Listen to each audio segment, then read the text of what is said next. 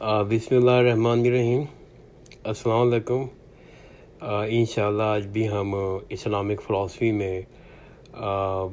Islamic revolution کے اندر جو topic دوسرا ڈسکس کریں گے وہ ہے مکہ سے مدینہ کی آن حضرت کی ہجرت۔ اصل میں ہجرت اتنا بڑا ٹاپک ہے کہ یہ میرے لیے بہت مشکل ہوگا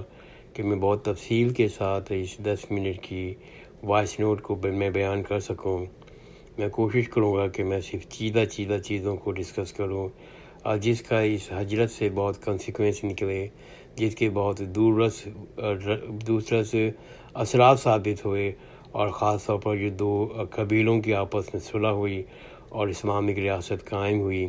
اور کس بنیاد کے اوپر اسلامی ریاست قائم ہوئی، ان چیزوں کو میں چیزہ ڈسکس کروں گا، جس کا ایک میجر رول ہے، میجر امپیکٹ ہے اسلامک فلاسفی کے اندر۔ اصل میں یہ بیان کرنا کہ کس طرح سے اسلامک ریولیوشن جو ہے اس نے مکہ کو فتح کیا، پورے عربیہ کو فتح کیا، اور اگر تھوڑے سے ٹائم میں اگر آپ کو ہسٹری میں شوق ہے، ہسٹری کو معلوم کرنا چاہتے ہیں، تو میں سجیسٹ کروں گا کہ ایک پرانی ڈاکومنٹری مووی ہے انگلش کے اندر، the message the true story of Islam, اس کو آپ دیکھ سکتے ہیں، اور اس میں بہت سی چیزیں صحیح بیان کی گئی ہیں اور اس پس منظر میں بیان کی گئی ہیں۔ تو وہ I think is better idea کہ آپ لوگ اس کو جب بھی ٹائم ملے اس ویڈیو کو دیکھ لیں۔ 622 AD میں حضرت صلی اللہ علیہ وسلم نے اور ان کے ساتھ صحابہ کرام نے ایک انتہائی تاریخی فیصلہ کیا، جس سے اسلام کی پوری تحریک میں بڑا انقلاب آیا، ایک جان پڑ گئی۔ یہ فیصلہ تھا کہ انہوں نے مکہ سے یثرب، یعنی کہ جس کا پرانا نام یثرب ہے، اب مدینہ بعد میں بنا، مکہ سے مدینہ میں آپ نے ہجرت کی اور مدینہ میں ہی رہائش پذیر ہو گئے، اور مدینہ کے اندر انہوں نے پہلی اسلامک ریاست قائم کی۔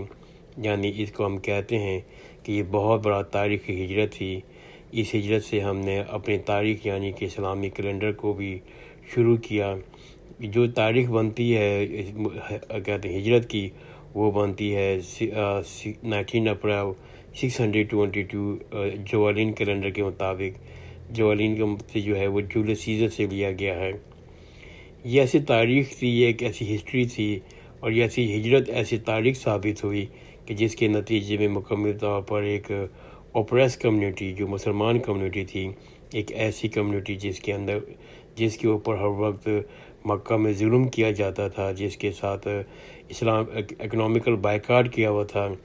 بلکہ مسلمانوں کو ختم کرنے کی پوری کوشش کی جا رہی تھی، اور وہ ایک ایسی کمیونٹی، ایک ایسا جگہ، ایک ایسا وقت جہاں پر ہمارے پیغمبر حضرت محمد صلی اللہ علیہ وسلم کو ایسیسینیٹ یعنی کہ قتل کرنے کی بھی کوشش کی گئی، اور حضرت پہ اور ان کے صحابہ کرام پر اتنے ظلم کیے گئے اور ظلم کے انتہا کر دی گئی، اور یہ پھر حضرت نے فیصلہ کیا کہ وہ مکہ کو چھوڑ کر مدینہ میں ایکسائل لے لیں، مدینہ میں ہجرت کر جائیں، اور اس ہجرت میں تقریباً 2 مہینے لگے، جس میں تمام مسلمان رفتہ رفتہ مختلف ٹولیوں میں مکہ سے مدینہ کی انہوں نے ہجرت کی، اور پھر آپ نے مدینہ جا کر ایک نئی ریاست قائم کی، ایک ایسی کمیونٹی بنائی جو مدینہ کے اندر پہلی دفعہ جا کر ایک ایسی ریاست قائم کی جس کو ہم اسلامک ریاست کہہ سکتے ہیں۔ اور اس ریاست میں آنے کے بعد، ہجرت کرنے کے بعد،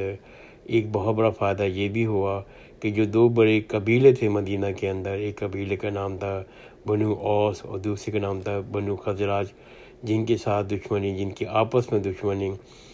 صدیوں سے چلی آ رہی تھی، حضرت صلی اللہ علیہ وسلم نے ان کے بعد ان کی صلح کروائی ان دونوں قبیلوں کے درمیان، اور اس دونوں قبیلوں نے آپ کی بہت مدد کی اسلامک ریاست قائم کرنے میں۔ اس ریاست کو پڑھنا اور سمجھنا کس طرح اس ریاست کے اندر، کیونکہ یہ جو ریاست ہے، جو اس مدینہ کا اسٹیٹ تھا، اس کے اندر صرف مسلمان ہی نہیں تھے، اس کے اندر وہ لوگ بھی تھے جو وہ لوگ نہیں تھے جیسے مکہ سے مدینہ آئے تھے، وہ لوگ بھی تھے جو مدینہ میں رہتے تھے، اس کے اندر جوئش بھی تھے، کرسچین بھی رہتے تھے، ان کے اندر پیگن بھی تھے، پیگن کافر لوگ تھے جو کسی مذہب کو نہیں مانتے تھے، نہ وہ اسلام کو مانتے تھے، نہ وہ کرسچینٹی کو مانتے تھے، نہ وہ جوئش کو مانتے تھے۔ یہ لوگ کئی دیوتاؤں کی پرستش کیا کرتے تھے، کئی دیوتاؤں کی عبادت کیا کرتے تھے۔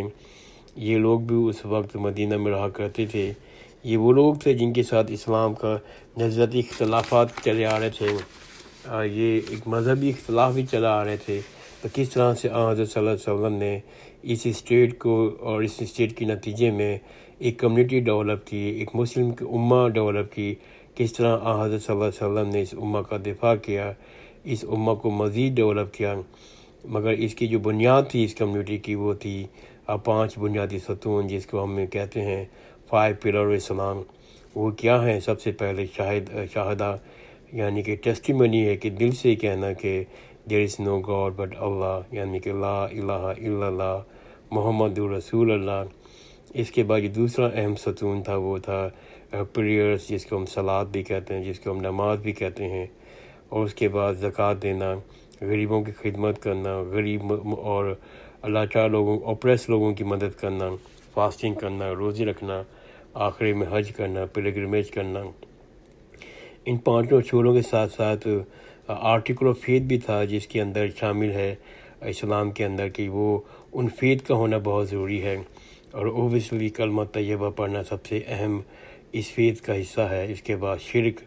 شرک سب سے برا اور سب سے بڑا گناہ قرار دیا گیا۔ یہ سمجھنا کہ اللہ کی جو صفتیں ہیں وہ اومنیسینٹ ہیں، یعنی کہ وہ سب کچھ جانتا ہے، جو کچھ دنیا میں ہے وہ سب کچھ جانتا ہے، اور اومنی پریزنٹ یعنی کہ وہ وجود جو ہر وقت اور ہر جگہ موجود ہے، اومنی پوٹنٹ یعنی کہ ان کے اللہ کے پاس وہ پاور ہے، انلمیٹڈ پاور ہے، جو کچھ بھی ہے وہ اللہ تعالیٰ ہی کر سکتا ہے۔ اس کے ساتھ ساتھ اس بات کو سمجھنا کہ اسلام جو ہے وہ ایک ابراہیمک تسلسل میں نازل ہوا، یعنی کہ جو مذہب جو تھا، دین جو تھا ابراہیم کا، وہی اسی تسلسل کے ساتھ وہ حضرت تک پہنچا۔ اس کے اندر سب سے پہلے توریت 1400 BCE میں حضرت موسیٰ علیہ السلام پر نازل ہوئی،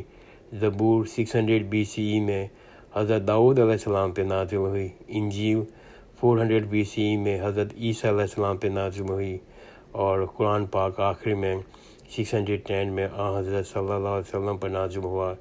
یعنی کہ اسلام جو ہے وہ اپنے سے پہلے پیغمبروں کو قبول کرتا ہے۔ وہ تمام پیغمبر جو تھے جو حضرت سے پہلے آئے، وہ واقعی ایک ایسا پیغام دنیا کو پہنچا رہے تھے جو کہ اللہ تعالیٰ کا پیغام تھا۔ پھر یہ کہ اسلام کے اندر ایک انتہائی اسٹرانگ ایمفیسائزڈ کنسیپٹ ہے، جسے ڈے آف ججمنٹ کہتے ہیں، یعنی قیامت کا دن کہتے ہیں۔ وہ ایک ایسا دن جب تمام لوگوں کا حساب کتاب ہوگا، کس نے کیا کیا، اعمال کیا کیے، اچھے کیے، برے کیے۔ اچھے اعمال کیے تو اس کو انعام اللہ تعالیٰ دیں گے، اگر برے کیے تو اس کی سزا ملے گی۔ اس بارے میں قرآن شریف میں جگہ جگہ، اور خاص طور پر قرآن شریف کے جو آخری جز ہے 30واں پارہ جو ہے، اس میں تقریباً ہر صورت میں قیامت کا اور عذاب کا ذکر کیا گیا ہے۔ میں میرا جو ہے کہ میں اپنے وائس نوٹ کو 10 منٹ کے اندر رکھنا چاہتا ہوں، اور میں نے چیدہ چیزوں کو جو ہجرت سے ریلیٹڈ تھیں اور اس کے بعد اسلامک ریاست میں جو تھیں اس کو ڈسکس کیا ہے، اور میں اپنا وائس نوٹ یہاں ختم کر رہا ہوں۔ اور اسی طرح سے اسلامک ریولوشن کا جو تیسری کڑی ہے، جو مدینہ کی ریاست کا بہت اہم ستون تھا، بلکہ مدینہ کی ریاست کو ڈیولپ کرنے میں اس کا بہت بڑا ہاتھ تھا، وہ تھا ایکولیٹی اور سوشل جسٹس۔ میں انشاءاللہ اس ٹاپک کے اوپر وائس نوٹ بناؤں گا۔ جزاک اللہ خیر، خدا حافظ۔